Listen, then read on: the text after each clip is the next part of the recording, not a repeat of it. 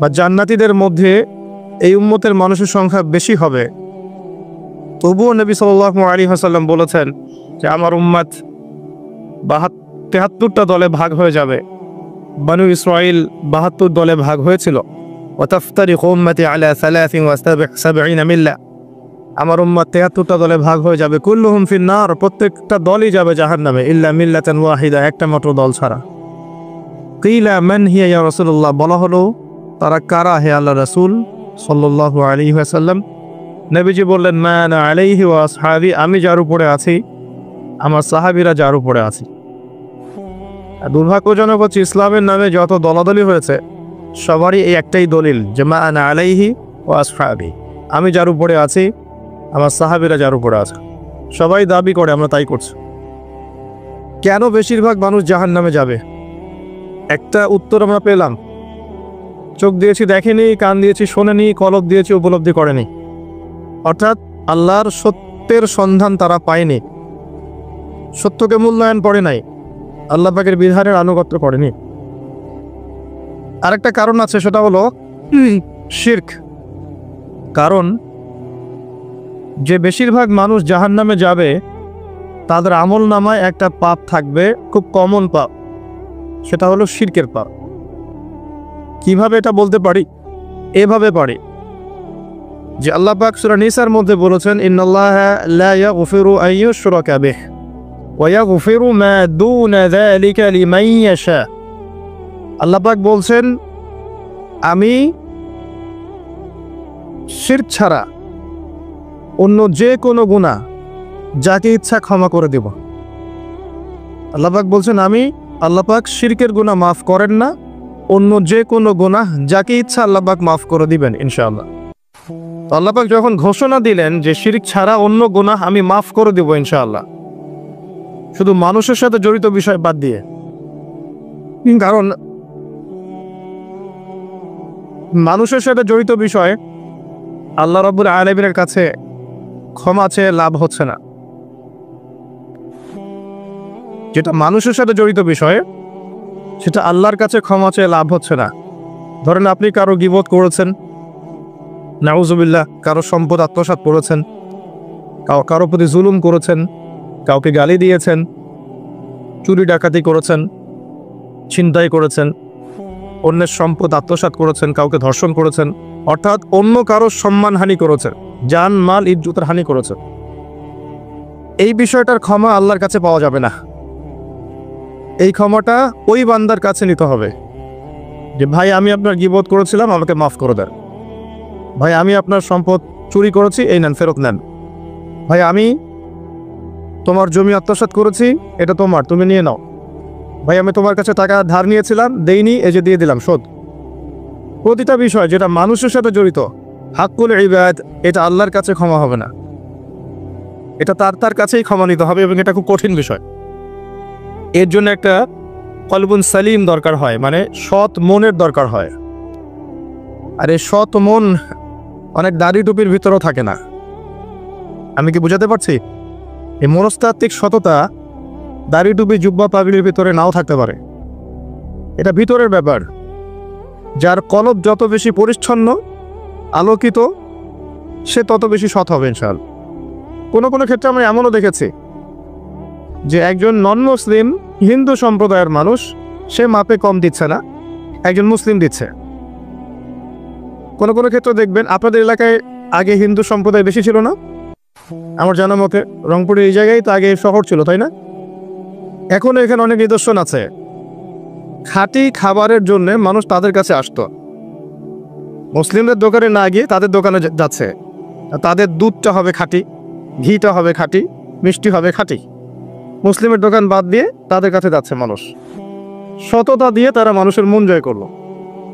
কোনো কোনো ক্ষেত্রে আপনি দেখবেন একজন অমুসলিম রাষ্ট্রের দায়িত্বে আছে, প্রশাসনে আছে, বা সামাজিক দায়িত্বে আছে, ব্যবসা করছে, চাকরি বাকরি করছে। কোনো কোনো ক্ষেত্রে দেখা যায় যে তারা অনেক মুসলিমের চেয়ে বেশি সৎ। হ্যাঁ, ঘুষ নিচ্ছে না, দুর্নীতি করছে না, ব্যবসায় ভাবে কম দিচ্ছে না, সিন্ডিকেট করছে না, চোরা কারবারি করছে না, অনেক ক্ষেত্রে দেখা যায়। এই শ্রেণীর মানুষদেরকে আল্লাহ পাক হেদায়েত দিয়ে দিতে পারেন। যাদের মনের মধ্যে আল্লাহ পাক সততা দেখবেন, আল্লাহ পাক তাকে হেদায়েত দিবেন ইনশাআল্লাহ। এটাই নিয়ম। আর যার হৃদয়ের মধ্যে সততা নাই, বাহ্যিকভাবে যদি মনেও হয় যে সে জান্নাতের পথে হাঁটছে, এমন হতে পারে দিন শেষেও জাহান্নামেই যাবে, নাউজুবিল্লাহ। যে প্রসঙ্গে এখানে আসলাম, মানুষের সাথে জড়িত হকটা মানুষের সাথেই ডিল করতে হবে। এটা কাবা ঘরের গেলাফ ধরে কানলেও ক্ষমা হবে না, কারণ আল্লাহ পাক তো রহমানুর রহিম নন, শুধু আল্লাহ পাক ন্যায় বিচারকও বটে। কথা কি বুঝতে পারছেন? আল্লাহ পাক শুধু রহমানুর রহিম নন যে সব মাফ করে দিব, একই সাথে শাদীদুল ইকাব, কঠোর শাস্তিদাতাও বটে। এবং আল্লাহ পাকের ন্যায় বিচার, ইনসাফটা সবচেয়ে উপরে। আল্লাহ পাক ইনসাফ করবেন, ইনসাফ করবেন। রহমানুর রহিম কোন অর্থে? আল্লাহ পাক চান যে তার বান্দারা জান্নাতে যাক, এবং তার জন্য আল্লাহ পাক নবী রাসূল পাঠিয়েছেন, আসমানি কিতাব পাঠান, মানুষকে খাওয়ান, পড়ান, হেদায়েত দেন, ভালো মন্দ বোঝান, বিবেক দেন, সবকিছু দেন। রহমানুর রহিম ছাড়া কোনো সত্তা এমন করতে পারে? এরপরেও যখন মানুষ জাহান্নামের পথে হাঁটবে, তখন আল্লাহ পাক কি আমরা দোষ দিতে পারবো? পারবো না। কিয়ামতের দিনের দরকার ছিল। আগে আমরা ভাবতাম যে কিয়ামতের দিনের কি দরকার ছিল, ছোটবেলায় ভাবতাম আর কি, যে এত সমস্যা, মানুষ হয়ে জন্ম নিয়েই তো বিপদে পড়ে গেলাম, কিয়ামতের দিনে তো অবস্থা খারাপ, কি জন্য আল্লাহ এত কঠিন শাস্তি দিবেন, জাহান্নাম সৃষ্টি করেছেন ইত্যাদি। সত্যিকার অর্থে কিয়ামতের দিন না থাকলে কোনো জালেমের বিচার হতো না, যাদের বিচার দুনিয়া হয়নি। কথা কি বুঝতে পারছেন? যে জালেমদের বিচার দুনিয়াতে হয় নাই, তারা পার পেয়ে যেত। কিয়ামতের মাঠ আছে বলেই তারা পার পাবে না। আর যে মাজলুমরা দুনিয়াতে কেঁদেছে, দুনিয়াতে কষ্ট সহ্য করেছে, সাফার করেছে, তাদের জন্য সুসংবাদ কিয়ামতের মাঠ, তারা সেখানে প্রতিদান পাবে ইনশাআল্লাহ। এজন্যই কিয়ামতের মাঠের দরকার ছিল, না হলে সব জালেম কি হতো? পার পেয়ে যেত, যারা দুনিয়াতে বিচার পায়নি। তো এর জন্য সৎ মনের দরকার। যদি মানুষের সাথে জড়িত বিষয় থাকে, তাকে ফেরত দিতে হবে। যদি আপনি জনগণের সম্পদ আত্মসাৎ করে থাকেন, সবার সামনে দাঁড়িয়ে বলতে হবে যে তোমাদের এই সম্পদ ছিল, আমি আত্মসাৎ করেছি, আমার সম্পদ থেকে এগুলো নিয়ে নাও। তারপরে জান্নাতের প্রশ্ন আসবে, তার আগে নয়। এত সহজ নয়। তাহলে কিয়ামতের মাঠে উঠে দেখবেন কিছু কিছু মানুষের ঘাড়ের মধ্যে দেখবেন রিলিফের মাল আছে। হ্যাঁ, কিয়ামতের মাঠে উঠে দেখবেন কিছু মানুষের ঘাড়ে রিলিফের মাল আছে, টিন আছে, গম আছে, চাল আছে, ত্রাণ আছে। নবী সাল্লাল্লাহু আলাইহি ওয়াসাল্লাম বলেছেন, যে যেটা আত্মসাৎ করবে সেটা নিয়ে কিয়ামতের মাঠে উঠবে। হ্যাঁ, কেউ যদি একটা গরু আত্মসাৎ করে থাকে, গরু তার ঘাড়ে থাকবে। হ্যাঁ, গরু নিয়ে হাঁটবে সে। কেউ যদি ছাগল আত্মসাৎ করে থাকে, ছাগল থাকবে ঘাড়ে। কেউ যদি কারো জমিন আত্মসাৎ করে থাকে, জমি, ওই এক তবক হলে 7 তবক চাপিয়ে দেওয়া হবে। তবক মানে তো বোঝেন, তবাখন আইন তবাক, কোরআন পড়ে দেখেন। এর জন্য দুনিয়াতে হকটা মেটাতে হবে, এটা খুব ডিফিকাল্ট। ওমর রাদিয়াল্লাহু আনহু একবার একজন বেদুইনের বুকের মধ্যে লাঠি দিয়ে আঘাত করেছিলেন। আঘাত করাটা তার জন্য জায়েজই ছিল ওই সময়, কারণ সে বিরক্ত করছিল বারবার। ওমর রাদিয়াল্লাহু আনহু রাষ্ট্রীয় বড় দায়িত্ব পালনে ব্যস্ত ছিলেন। এই সময় একজন বেদুইন এসে তার জামা ধরে টান দিচ্ছে, দিয়ে বলছে যে আমার কথা শোনেন, আমার কথা শোনেন। তিনি ব্যক্তিত্ব সম্পন্ন মানুষ ছিলেন, লাঠি দিয়ে একটু গোতা দিয়েছেন, দেখছো না আমি ব্যস্ত আছি। একটু পরেই তার চিন্তা হলো, আমি কি জুলুম করে ফেললাম? একজন সাহাবীকে পাঠালেন তাকে ডেকে নিয়ে আসে। সেই সাহাবী তাকে ডেকে নিয়ে আসলেন। এবার সেই ব্যক্তিকে দাঁড় করিয়ে ওমর রাদিয়াল্লাহু আনহু বলছেন, আমিরুল মুমিনিন, অর্ধ জাহানের খলিফা, অর্ধেক বিশ্বের খলিফা, ছোট্ট একটা কান্ট্রির না, পুরো অর্ধেক বিশ্বের খলিফা। তিনি বলছেন, হে লাঠি নাও। হাদা সদরি ইন আরাত, এই যে আমার বুক, তুমি যদি চাও আমার বুকে ওইভাবেই গোতা দিয়ে প্রতিশোধ নিয়ে নাও। আমি কি বুঝাতে পারছি কথা কিছুটা? এই ব্যক্তি হতভম্ব হয়ে গেল যে সত্যি কি উনি আমাকে এই কথাটা বলছেন? তিনি আমিরুল মুমিনিন হয়ে এই কথা বলছেন যে আমার বুকের মধ্যে লাঠি দিয়ে আঘাত করে তুমি প্রতিশোধ নিয়ে নাও। ওমর রাদিয়াল্লাহু আনহু বলছেন, হ্যাঁ এটা করো, কিয়ামতের মাঠে আমাকে আল্লাহর ওয়াস্তে জবাবদিহি করায়ও না। তখন সেই ব্যক্তি বলছে, আমিরুল মুমিনিন, আমার এটার কোনো প্রয়োজন নেই, আমি আপনাকে মাফ করে দিলাম। ওমর ইবনে খাত্তাব তিনি বলছেন যে আল্লাহ তোমাকে মাফ করে দিন। সুবহান। এই ছিল ইনসাফ। যদি মানুষের সাথে জড়িত কোনো হক থেকে থাকে তাহলে এই দুনিয়াতেই পরিশোধ করতে হবে। কারো টাকা নিয়ে থাকলে টাকা ফেরত দিয়ে দিবেন। কারো যদি জমি সম্পত্তি কোনোভাবে ঝগড়াঝাটি হয়ে থাকে, জমি নিয়ে নিয়েছেন কোনোভাবে, ফেরত দিয়ে দিবেন। যদি বোনের সম্পত্তি পাওয়ার অধিকার থাকে দিয়ে দিবেন। যার যার হক তাকে তাকে দিয়ে দিবেন। পরকালের জন্য নিউট্রাল হয়ে যান। পরকালে মানুষের সাথে জড়িত কোনো হক নিয়ে ওঠেন না, খুব ডিফিকাল্ট। কি হবে তাহলে? পরিণতিটা এটা হবে, নবী সাল্লাল্লাহু আলাইহি ওয়াসাল্লাম বলেছেন, কিয়ামতের মাঠে কিছু মানুষ উঠবে যারা নামাজ, রোজা, হজ, জাকাত, সাদাকা এরকম অনেক নেকি নিয়ে উঠবে। নেকি নিয়ে ওঠার পরে দেখবে সামনে যে অনেক মানুষ দাঁড়িয়ে আছে পাওনাদার, কারো গীবত করেছে, কাউকে ধর্ষণ করেছে, কারো সম্পদ আত্মসাৎ করেছে, কাউকে গালি দিয়েছে, কাউকে জুলুম করেছে ইত্যাদি। এই মানুষগুলো দাঁড়িয়ে থাকবে। ওই সময় তো আর বেচা কেনার সুযোগ নাই, পরিশুদ্ধ হওয়ার সুযোগ নাই। আল্লাহ পাক তখন বলবেন যে এই ব্যক্তিদের নেকি তাদের আমল নামায় দিয়ে দাও, পাওনাদারদের আমল নামায় এই নেকি দিয়ে দাও। ও নামাজ, রোজা, হজ, জাকাতের নেকি থেকে তাদের ঋণ শোধ করা হবে। এবং শোধ করতে করতে যদি নেকি শেষ হয়ে যায় তখন ওই ব্যক্তিদের গুনাহ থেকে গুনাহ এই ব্যক্তির আমল নামায় যুক্ত করা হবে। পরিশেষে এই ব্যক্তি যাবে জাহান্নামে, ওরা চলে যাবে জান্নাতে। মানে নাউযুবিল্লাহ। দুনিয়াতে আল্লাহর সাথে জড়িত বিষয় থাকতে পারে, পরকালে যেন মানুষের সাথে জড়িত কোনো হক রাখেন না। এটাই প্রথম নাসিহাত।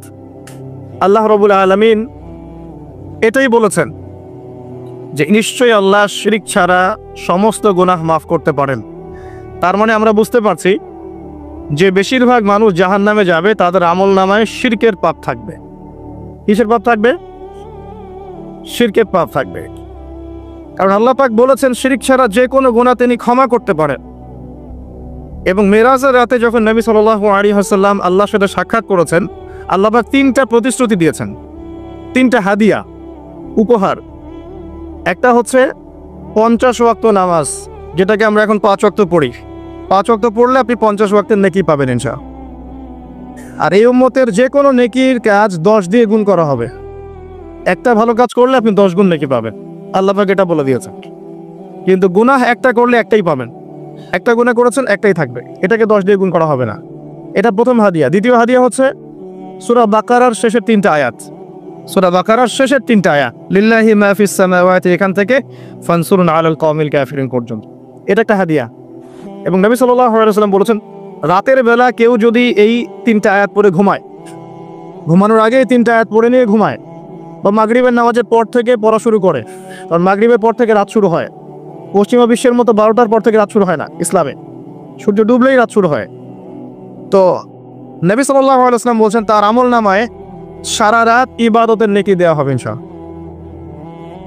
আরেকটা হাদিয়া হচ্ছে এটা, আল্লাহ পাক ঘোষণা দিয়েছেন এই উম্মতের কোনো ব্যক্তি যদি শিরক না করে মারা যায়, এই উম্মতের কোনো ব্যক্তি যদি শিরক না করে মারা যায়, মানুষের সাথে জড়িত কোনো পাপ না থাকে, ইনশাআল্লাহ আল্লাহ পাক তাকে মাফ করে দিবেন। আর এই সূরা নিসার আয়াতটাও এটাই প্রমাণ করছে। আল্লাহ পাক বলছেন, ইন্নাল্লাহা লা ইয়াগফিরু আন ইউশরাকা বিহি, আল্লাহ পাক শিরকের গুনাহ মাফ করেন না, ওয়া ইয়াগফিরু মা দুনা যালিকা লিমান ইয়াশা, এবং এছাড়া যে কোনো পাপ আল্লাহ পাক যাকে ইচ্ছা মাফ করতে পারে। আল্লাহ পাক পরম করুণাময়, অসীম দয়াল। এক ব্যক্তি 100টা খুন করেছিল, 99টা খুন করার পরে, এটা বনু ইসরাইলের ঘটনা, এটা গল্প নয়, কেচ্ছা কাহিনী নয়, সত্য ঘটনা। সে তওবার সুযোগ খুঁজছে, তওবা করা যাবে কিনা। খুঁজতে খুঁজতে খুঁজতে একজন আবেদের কাছে গিয়েছে। আবেদ মানে যে ইবাদত করে কিন্তু জ্ঞান নাই। 2 রকম মানুষ থাকে মুসলিমদের মধ্যে, একজন এক শ্রেণী আলেম যারা জানে এবং জানা অনুযায়ী আমল করে, আর এক শ্রেণী হচ্ছে খুব একটা জানে না কিন্তু দেখা দেখে আমল করে, এটাকে বলা হয় আবেদ। এই ব্যক্তি ছিল আবেদদের একজন। তার কাছে গিয়ে বলছে, আমার কি তওবা হবে? আমি 99টা খুন করেছি, সিরিয়াল কিলার। সেই ব্যক্তি বলেছে, না, তোমার কিসের ক্ষমা? তুমি এতগুলো খুন করেছো, তোমার ক্ষমা হতে পারে? রাগে এই ব্যক্তিকেও সে খুন করেছে, করে 100টা পূর্ণ করেছে। এরপরে আরেকজনের সন্ধান পেয়েছে যে একজন আলেম, তার কাছে গিয়ে তওবার সুযোগ খুঁজছে। সে বললো, হ্যাঁ, তোমার তওবা হবে ইনশাআল্লাহ, তুমি খালেসভাবে তওবা করো, করে এই এলাকা থেকে চলে যাও। কারণ তওবার পরে নতুন জীবন শুরু করবে, এই পরিবেশে থাকলে তুমি অতীতের হিস্ট্রিগুলো তোমার মনে করবে, তুমি চলে যাও দূরে কোথাও, সেখানে গিয়ে থাকা শুরু করো।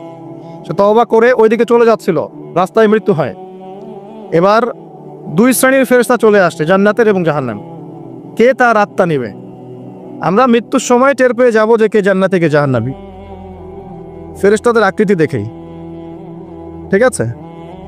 আর একজন মানুষের মৃত্যু থেকেই তার কিয়ামত শুরু হয়ে যায়। কিয়ামত কবে হবে এর চেয়ে বড় কথা যে মৃত্যুর জন্য আমরা প্রস্তুত কিনা।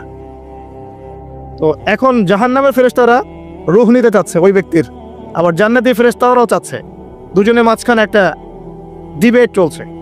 আল্লাহ রাব্বুল আলামিন তখন কৌশল করে বললেন, তোমরা রাস্তাটা মেপে দেখো, সে যতদূর এসেছিল এই রাস্তার পরিমাপ বেশি না যেখানে যাচ্ছিল এর পরিমাপ বেশি।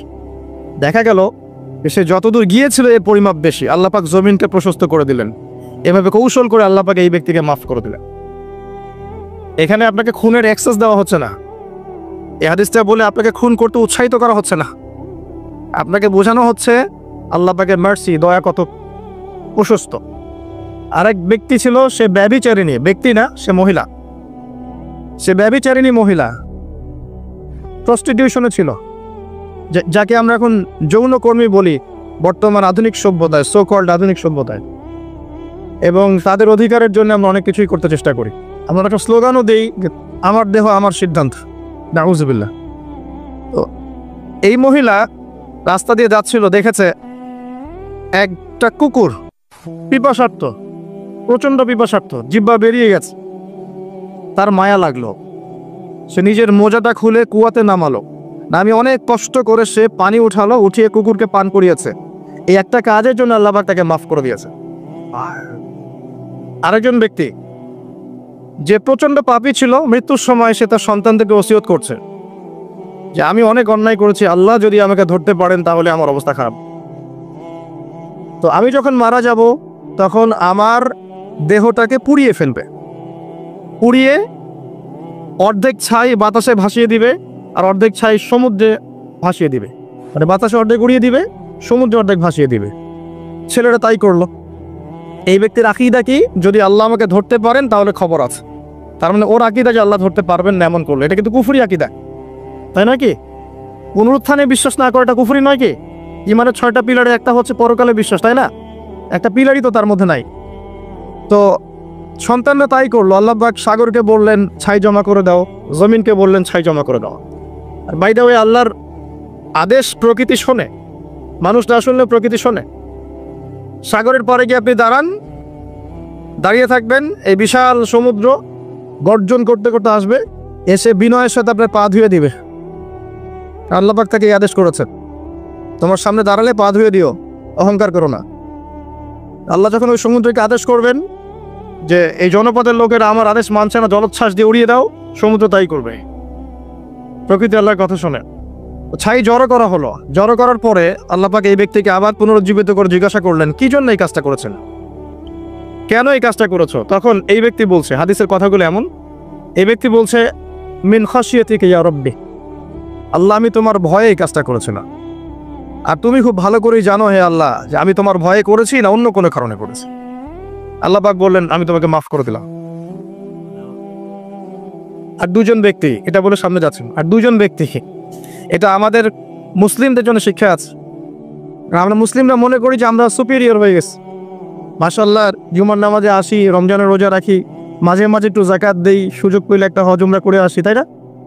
মাঝে মাঝে মসজিদে এসে নামাজ পড়ি, আমরা মনে হয় জান্নাতের সার্টিফিকেট পেয়ে গেছে, আমরা এমনটা মনে করি আর কি। দুই ব্যক্তি, একজন অনেক আল্লাহওয়ালা মানুষ, আর একজন হচ্ছে যে আল্লাহর দিনের খুব একটা পরোয়া করে না। তো এই বন্ধু সেই বন্ধুকে দাওয়াত দেয়, দিনের পথে আসো, দিনের পথে আসো আসো। এই ব্যক্তি শোনে না। তো একদিন এই ব্যক্তি বলে ফেললো, যে ব্যক্তি একটু পায়াস টাইপের রিলিজিয়াস মুসলিম, সে বলে ফেললো যে আল্লাহ তোকে কখনো মাফ করবে না। কথাটা শোনেন, আল্লাহ তোকে মাফ করবে না, তোকে এত ডাকি দাওয়াত দিই, তুই কথা শুনিস না। মৃত্যুর পরে আল্লাহ পাক এই দুজনকে জীবিত করলেন। জীবিত করে বললেন, কে তোমাকে ইখতিয়ার দিয়েছে যে আমি কাউকে ক্ষমা করব কি করব না এই বিষয়ে সিদ্ধান্ত দেওয়ার? আজকে আমি ওকে মাফ করে দিলাম আর তোমাকে জাহান্নামে দিলাম, যাও। যার মনের মধ্যে যাররা পরিমাণ অহংকার থাকবে সে ব্যক্তি জান্নাতে যেতে পারবে না। আর অহংকার এবং রিয়াটা এত সূক্ষ্ম যে অন্ধকার রাতে কালো পাথরের উপরে যদি কালো পিঁপড়া হাঁটে, এটা যেমন সূক্ষ্ম, রিয়া এবং অহংকার এতটাই সূক্ষ্ম। এবং যখন আপনারা ইসলামিক ব্যক্তিত্বদেরকে নিয়ে আইওয়াশ এবং শোডাউনে লিপ্ত হন, তখন অহংকার তাদের মনের মধ্যে চলে আসতে পারে। এই বিষয়গুলো থেকে সম্পূর্ণ দূরে থাকা উচিত। আল্লাহ পাক আপনাদেরকে বোঝার তৌফিক দান করুন। শিরকের পাপ থেকে বেঁচে থাকুন, মানুষের সাথে জড়িত পাপ থেকে বেঁচে থাকুন। আল্লাহ পাক পরম করুণাময়, অসীম দয়ালু, আল্লাহ পাক সমস্ত গুনাহ মাফ করতে পারেন। এর মানে এই নয় যে গুনার এক্সেস দেওয়া হচ্ছে, লাইসেন্স দেওয়া হচ্ছে, এমনটা নয়। আল্লাহ পাকের দয়া বোঝানো হচ্ছে। আল্লাহ আপনাকে ভালোবাসেন এবং আল্লাহই আপনাকে প্রকৃত অর্থে ভালোবাসেন, বাকিরা আপনাকে স্বার্থের জন্য ভালোবাসেন। মনে রাখবেন, প্রকৃত অর্থে শুধু আল্লাহই তার বান্দাদেরকে ভালোবাসেন, বাকিরা মানুষের অবস্থানকে ভালোবাসে, মানুষের ব্যক্তিসত্তাকে নয়, আপনার আত্মাকে নয়, আপনার অবস্থানকে। এটা আপনি হারে হারে উপলব্ধি করবেন যত দিন যাবে। বাকি বিষয়গুলো স্বার্থকেন্দ্রিক। আল্লাহ রাব্বুল আলামিনের ভালোবাসা স্বার্থকেন্দ্রিক নয়, নিঃস্বার্থ। আল্লাহর জন্য ভালোবাসো। মাকে ভালোবাসেন আল্লাহর জন্য, বাবাকে ভালোবাসেন আল্লাহর জন্য, আপনি সন্তান সন্ততিকে ভালোবাসেন আল্লাহর জন্য, স্ত্রীকে ভালোবাসেন আল্লাহর জন্য। তাদের জন্য করেন আল্লাহকে সন্তুষ্ট করার জন্য, তাদের কাছে কিছু পাওয়ার আশায় না। যখন আপনি কারো কাছে কিছু পাওয়ার আশা করবেন, তখন তার কাছ থেকে কষ্ট পাবেন। যখন কারো কাছে কিছু পাওয়ার জন্য আপনি আশা করবেন, তখন তার কাছে কষ্ট পাবেন। এর বাইরে একটা ভালোবাসা থেকে, ডিভাইন, আল্লাহর পক্ষ থেকে আসে। সেই দুই ব্যক্তি যারা আরশের ছায়ায় ছায়া পাবে, ওই 7 শ্রেণীর মধ্যে এক শ্রেণী হচ্ছে ওই দুই ব্যক্তি যারা একে অপরকে শুধু আল্লাহর জন্য ভালোবাসত। এই ভালোবাসা, মুআমালাত, আপনার উঠা বসা, চলাফেরা, ইবাদত, প্রতিটা কাজ হোক শুধু আল্লাহর সন্তুষ্টির জন্য। এটাই হচ্ছে তাওহীদের চূড়ান্ত লেভেল। তখন গিয়ে আপনি আল্লাহর মারিফত বুঝতে পারবেন, আল্লাহকে আপনি আপন করে পাবেন। যখন ডাকবেন, দেখবেন আল্লাহ আপনার কাছে আছে। এমন সময় দেখবেন মনে মনে কিছু চিন্তা করেছেন যে আমার এটা দরকার, দেখবেন বাসায় গিয়ে ওটা হাজির আপনার সামনে। নবী সাল্লাল্লাহু আলাইহি ওয়াসাল্লাম এটাই বলেছেন, জুতার ফিতার প্রয়োজন হলেও আল্লাহর কাছে চেয়ে নাও। তোমার যদি জুতার ফিতার প্রয়োজন হয়, আল্লাহর কাছে চেয়ে নাও, কারো কাছে চেয়েও না। আব্দুর রহমান বিন আউফ রাদিয়াল্লাহু আনহু মদিনায় গিয়েছেন হিজরত করে। অন্য একজন সাহাবী বলছেন, আমার 2টা বাড়ি আছে, একটা নিয়ে নেন, 2টা জমি আছে, একটা নিয়ে নেন। আব্দুর রহমান বিন আউফ তিনি বলছেন, আরিনি আইনাস সুক, আমাকে দেখিয়ে দাও যে বাজার কোথায়। অল্প কিছু খেজুর কিনলেন, আল্লাহর প্রতি তাওয়াক্কুল করে গায়রাতের পরিচয় দিলেন, ব্যক্তিত্বের পরিচয় দিলেন, দিয়ে তিনি চলে গেলেন বাজারে। বাজারে গিয়ে ব্যবসা শুরু করলেন। মাত্র 7 বছরের ব্যবধানে তিনি মদিনার শ্রেষ্ঠ ধনীদের একজন হয়েছে। আল্লাহর হয়ে যান, শুধু আল্লাহকে আপন করে নেন, দেখবেন সবকিছু আপনার অনুকূলে ইনশাআল্লাহ। ইন্না সলাতি ওয়া নুসুকি ওয়া মাহইয়ায়া ওয়া মামাতি লিল্লাহি রাব্বিল আলামিন, এই কনসেপ্টে আসেন। ইব্রাহিম আলাইহিস সালাম বলেছেন, আমার সালাত, আমার যত কুরবানি, আমার জীবন, আমার হায়াত, মৃত্যু সবকিছু আল্লাহর জন্য। তখন দেখবেন দুনিয়াতে যদি আল্লাহর পথে চলতে আপনি বাধা পান, বিপত্তি পান, কষ্ট পান, দুঃখ কষ্ট আসে, বালা মুসিবত আসে, আপনার মুখে হাসি থাকবে। আপনি বুঝবেন এগুলো আল্লাহর জন্য, আল্লাহ এগুলোর প্রতিদান দিবেন ইনশাআল্লাহ। এবার আসেন আরেকটা পয়েন্ট এসে আমি আলোচনা শেষ করতে চাই। আমাদের সামনে একটা মৌসুম অপেক্ষা করছে আল্লাহর ক্ষমা পাওয়ার। 3 শ্রেণীর মানুষের জন্য নবী সাল্লাল্লাহু আলাইহি ওয়াসাল্লাম অভিশাপ দিয়েছেন। অভিশাপ